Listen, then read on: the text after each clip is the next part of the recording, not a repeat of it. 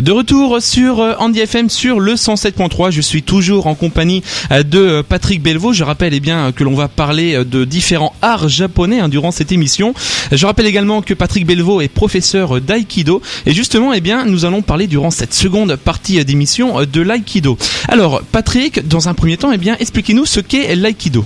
Alors effectivement, pour revenir un petit peu sur ma recherche, quand j'ai commencé, en tout cas quand j'ai trouvé l'aïkido, c'était une recherche quand j'étais tout petit, à 14 ans, chercher un art martial. C'était l'époque de Bruce Lee, on connaissait pas vraiment tout ce qui était art asiatique, et Bruce Lee a débarqué, c'était un peu le super-héros, etc.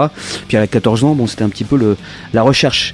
Et j'ai voulu pratiquer, je ne savais pas quoi encore, donc je suis venu dans une soirée de présentation, la nuit des arts martiaux, qui a toujours lieu d'ailleurs tous les ans, maintenant à Bercy, mais à l'époque c'était porte de Versailles, au Palais des Sports. D'accord. Et j'ai vu dérouler tous les arts martiaux en démonstration, et quand est arrivé l'aïkido, par rapport aux autres, j'ai remarqué que c'était silencieux, les gens pratiquaient avec le sourire, il n'y avait pas de violence, il n'y avait pas de perdants, tout le monde travaillait dans l'allégresse, on va dire. Et la tenue aussi est un peu particulière, pour ceux qui ne connaissent pas, c'est un peu la même tenue que le judo, mais en plus avec une jupe noire, donc une jupe culotte noire, qui s'appelle le hakama, et qui est portée à partir de la ceinture noire. D'accord. Donc tout ça, ça m'a emballé, on va dire, mais c'est surtout le fait que c'était le plus pacifique des arts martiaux, et j'ai tout de suite pratiqué, et je me suis pas trompé, effectivement, il n'y a pas d'esprit de compétition, il n'y a pas de compétition. Il n'y a pas de compétition, d'accord. Tout à fait. Est-ce qu'il y a des grades dans l'aïkido ? Comment ça se passe ? Effectivement, alors il y a des passages de grades dans d'ailleurs tous les arts japonais, c'est pas spécialement les arts martiaux. Tout à l'heure, on aura l'occasion de parler d'autres activités qui n'ont rien à voir avec les arts martiaux, et on a les mêmes grades, on passe les mêmes grades. Donc tout est codifié. Là, on revient un petit peu sur l'esprit de la codification de tout ce qu'on fait au Japon. Et par exemple, l'art floral dont on va parler tout à l'heure, il y a les mêmes grades. Donc effectivement, à partir de ceinture noire, on porte le hakama. Le hakama qui est une tenue qu'on retrouve également dans les cérémonies qui n'ont rien à voir avec les arts martiaux, le mariage ou des choses comme ça. L'homme porte le hakama, et c'est un vêtement destiné à la noblesse à l'époque. D'accord. Comment se déroule une séance d'aïkido ? Alors là, par contre, comme c'est une activité physique en premier lieu, il y a bien sûr un échauffement. J'ai oublié donc une partie très importante dès le départ, c'est le salut. Il y a un cérémonial de salut. L'échauffement ensuite, et une pratique donc douce qui va aller crescendo vers la fin avec ce qu'on appelle des randori, des techniques libres, où on va donner à fond dans ce qu'on connaît, quoi. Je crois qu'une séance, l'aïkido en général se pratique soit à main nue, soit avec une arme. Quelle est cette arme et pourquoi est-ce si important pour le Japon ? Alors effectivement, l'aïkido c'est un des arts martiaux les plus traditionnels. On va dire qu'il y a toujours un lien avec le passé, et effectivement l'aïkido c'est un mixte avec plein de sports de combat déroulant des samouraïs. Les samouraïs étaient armés d'un sabre, avec un couteau également, avec un bâton, ils avaient même un arc. Là, en aïkido, effectivement, on a gardé les armes traditionnelles, c'est-à-dire le bâton, le sabre et le couteau, le poignard. Donc ça, c'est la partie armes. La pratique, en général, c'est environ 20% de temps avec les armes. Très souvent, on dit, tiens, l'aïkido, c'est le bâton.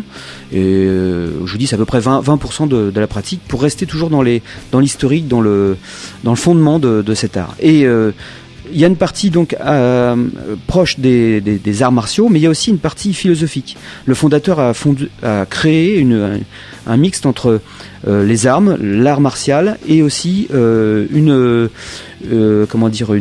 philosophie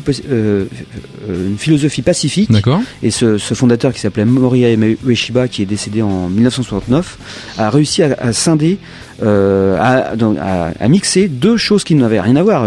Quelque chose qui peut éventuellement détruire, et l'autre qui vient réconcilier. Donc effectivement, c'est une philosophie, personne ne va perdre au final. C'est un rapport gagnant-gagnant, donc on va chercher l'attaque de l'adversaire, on va la canaliser, et au final, techniquement, cette énergie, on va dire agressive, va repartir dans la nature, va repartir dans le sol, va repartir vers l'attaquant, mais jamais, donc il n'aura jamais cette sensation d'avoir perdu. C'est toujours un rapport gagnant-gagnant. Et ça, c'est le petit plus de l'aïkido par rapport à d'autres arts martiaux.